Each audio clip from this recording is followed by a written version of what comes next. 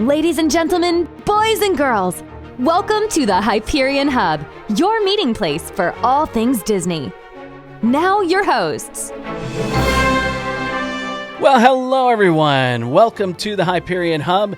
I'm John Alois and joined by Sean Degenhart. Aloha. That means hello and goodbye. So we can reuse that at the end of the show. And John Redling-Schaefer. Always a hard act to follow. Hi, guys. We hope you're having a great week.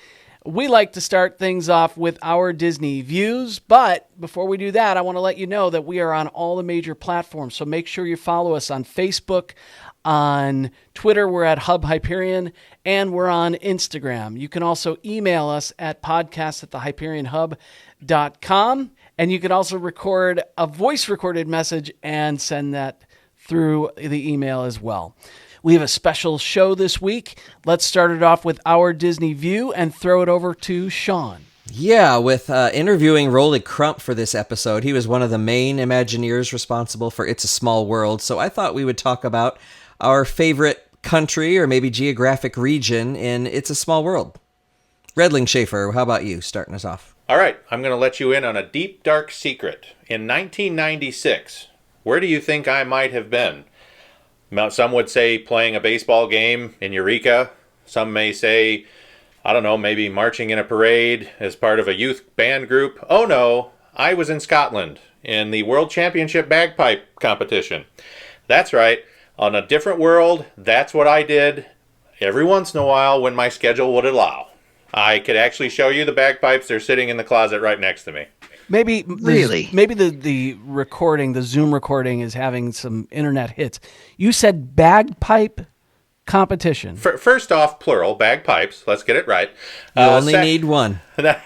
Oh, no, you got to have three. You have tenor drones and everything else. But the point is, that's certainly a sound that hits my ear as soon as we get into Europe there. I see the guards there at the Tower of London. Then up over on the top of a castle is a bagpiper who's still prominent in the final scene as well. So brings me back to some fond memories growing up as a child, more as a teenager, some wonderful opportunities that my family and I got to experience. Awesome.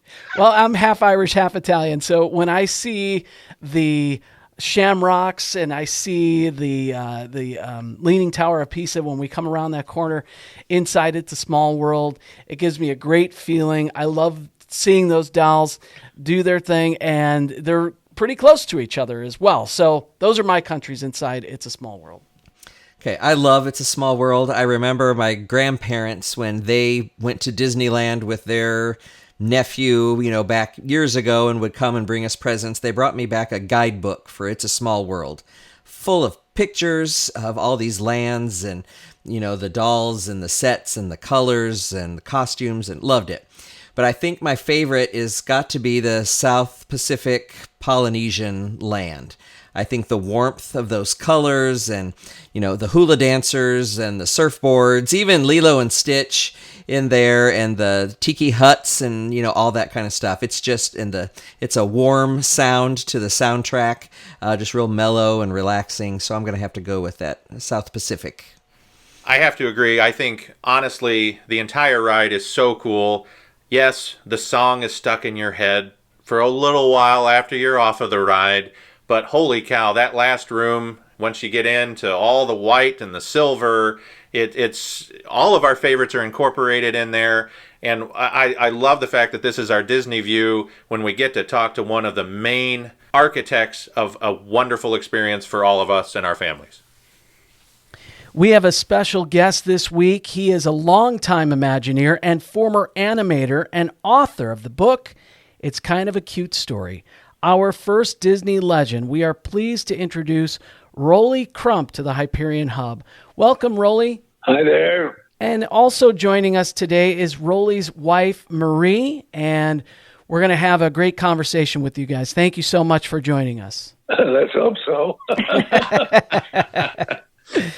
So Rolly started at the Disney Studio in 1952 and worked on animation, worked on as an assistant animator for Peter Pan and Lady and the Tramp, eventually working on Sleeping Beauty and 101 Dalmatians. Coming out of the Chouinard Art Institute, what about animation was so appealing? Is this something you always wanted to do? Yes. What did you enjoy? Animation was something I always wanted to do. After seeing the Three Little Pigs when I was 5, I wanted to work for that company. They left a lasting impression, huh? Yeah, it surely did. In 1959, Walt Disney was expanding Disneyland, and he pulled Rolly out of animation and put him into Imagineering. Was this something that kind of caught him off guard? Were you intimidated by that at all, Rolly? Oh, it was very exciting because WED was kind of a magic land off in the distance that nobody knew where it was. I mean, it was very unusual, and moving to it was very special because I really had enough time in animation, and I wanted to grow. So that was what took place. What was it like working for Walt Disney? Absolute heaven. He was the sweetest man I ever met in my life. And he treated all of us the same way. I mean, there was no one special working with him. It was just he and his team. And he treated everybody the same. He was absolutely a delightful man to work for. Hey, Rolly, this is the other John, and I saw a quote of yours that was really neat. It said, "Walt taught me to be confident about myself. I learned not to be intimidated by any project." It sounds like that sweetness, that nurturing mentality he conveyed to you really made you an absolutely wonderful person and professional as well, huh? Yeah, he was great. We were always on the same level. He never was ever above anybody else. He never treated anybody other than the way he treated everybody. So that's why we were such a happy campers. Now, Rolly, I was just able to read your book. I got your book for Christmas and just finished it. It was very interesting. I loved how you said you were one of the few guys that would be willing to stand up to Walt and express maybe a different opinion than the others were always yes men. How was that? Well, he taught us to be honest. He doesn't want anybody to play games with him, and he never played games with anybody else. And so he always wanted us to be honest, and sometimes being honest, you had to admit that something that you did wasn't right, which was kind of a crack up, but that was all right too. But no, he was great. Absolutely loved to work with. What do you think you learned from Walt Disney more than anything else? What did you take from Walt Disney? What did I learn? Well, to do your homework and to be involved completely with what the project is that you were working on. And it was just great. I mean, I learned from everybody, Walt plus everybody around Walt. And what they taught us was to be honest and be truthful about what you're talking about. And it was just an incredible time frame because he surrounded himself with people that he wanted around him, and he trusted them just like they trusted him. He was a delight, an absolute delight to work with. You got to work with so many talented people. You went to the 1964 World's Fair and worked on It's a Small World and Mary Blair and Alice Davis and all the people back at WED. Can you talk about some of those talented folks that you worked with over the years? Yeah, Mark Davis, Mary Blair, John Hench. These were absolutely delightful people to work with. You know, when you're part of a creative staff and everybody around you is creative, it's incredible. It's just absolutely incredible. You're learning from everybody. Always were. One of the greatest attractions ever created for Disney was the Haunted Mansion. Can you tell us about that experience? Oh, boy. Quite a few years there. It was a marvelous experience, and it was something that Walt wanted. Once he built Disneyland, he knew that he was going to have a Haunted Mansion before it was even designed. He knew he wanted that. So he had, there was quite a few people that worked on the Haunted Mansion on numerous times. So it was really something to kind of review all the work that had been done by all the other designers when you got it started working with it. But the one thing that was kind of interesting, upper management kind of thought that the Haunted Mansion should be kind of whimsical. And Walt didn't want it whimsical. He once said, people love to be scared. So I believed that, and I stuck with him on the fact that everything would be, kind of spooky. And it was. Everything we worked on was meant to be spooky. You worked on a side project with the Haunted Mansion called the Museum of the Weird. Can you tell us about that story? Okay, there's a good example. We were all supposed to come up with new ideas for the Haunted Mansion, and a lot of times, your homework was what you did for yourself.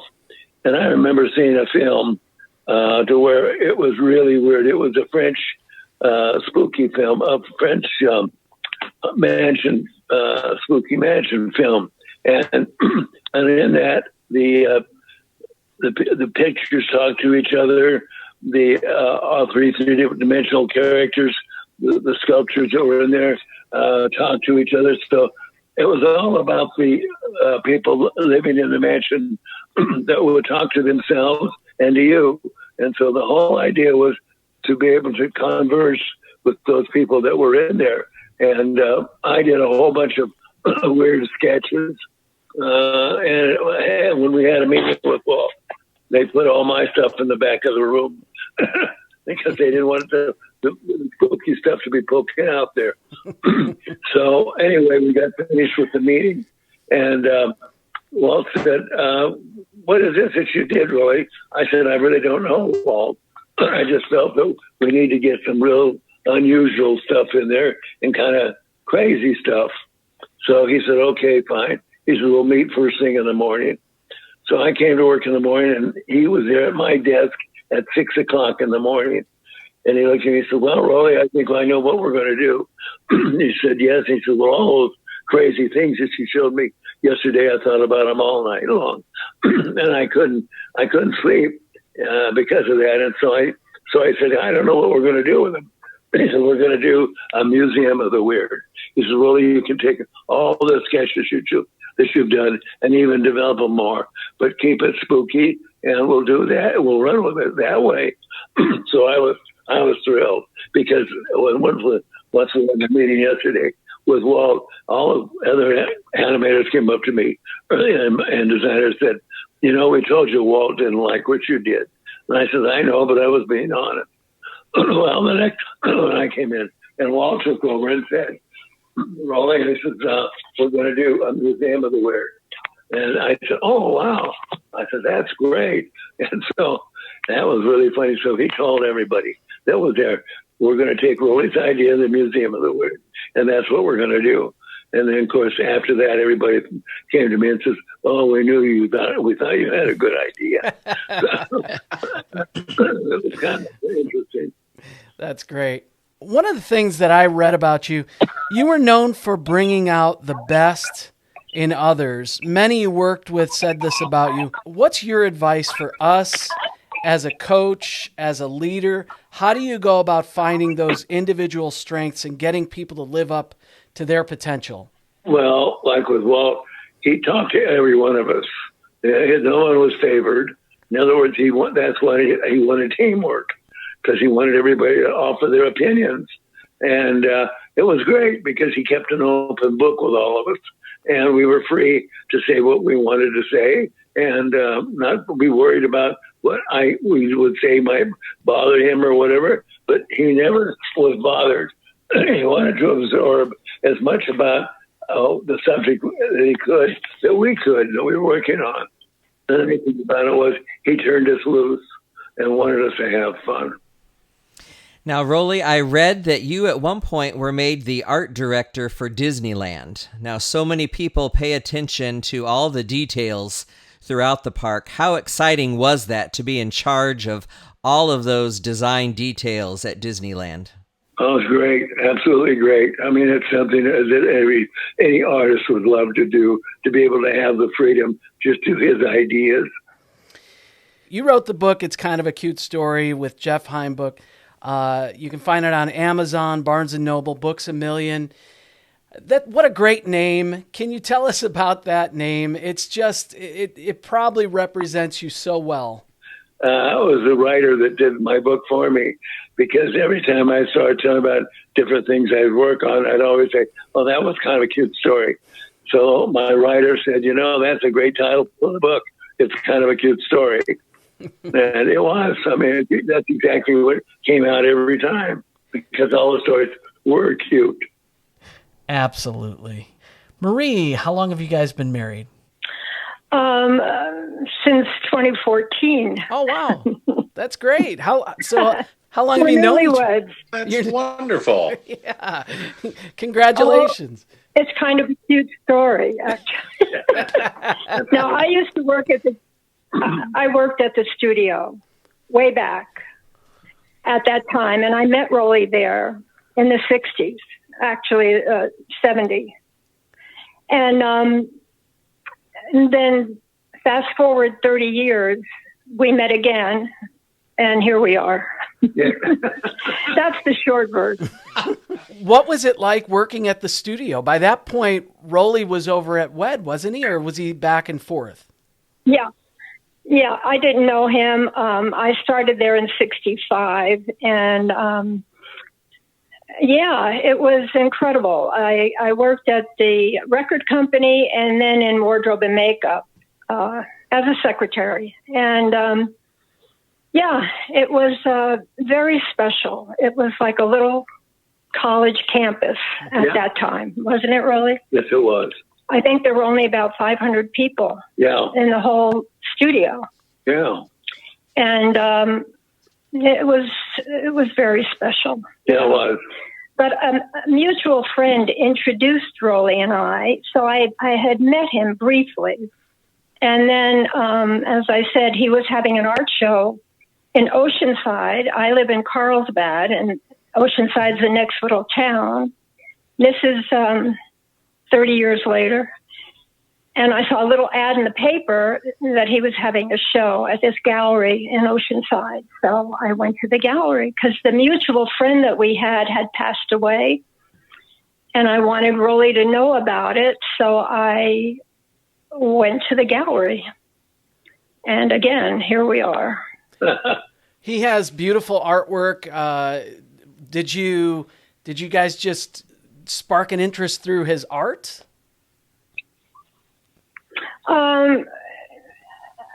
I think more through this mutual friend, and then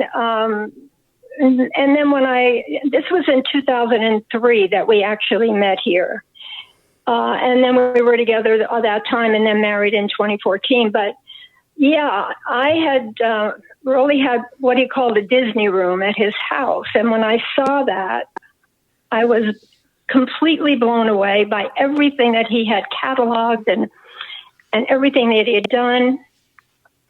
And he had done his own paintings for about 2 years before we met. Yeah, yeah. And I said, Rolly, you have to do something with this. So, yeah. And then came the book, and then came... Did you ever encounter Walt? You were there at the same time. Yes, yeah, because he used to sign off on everything related to live action film. So we were wardrobe and makeup, and he would come after, or during the production of the motion pictures and sign off.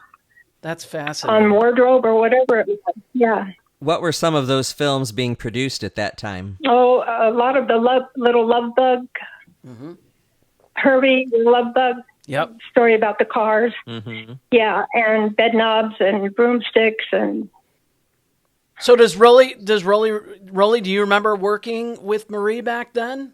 No, we didn't. No, we just briefly met out at lunchtime out on the lot one day, as I said, and then, 30 years later, and I said to him, you won't remember me, Rolly, but I'm a friend of so-and-so, And so when I saw her, I thought, my God, this is a gorgeous lady. How come I don't remember?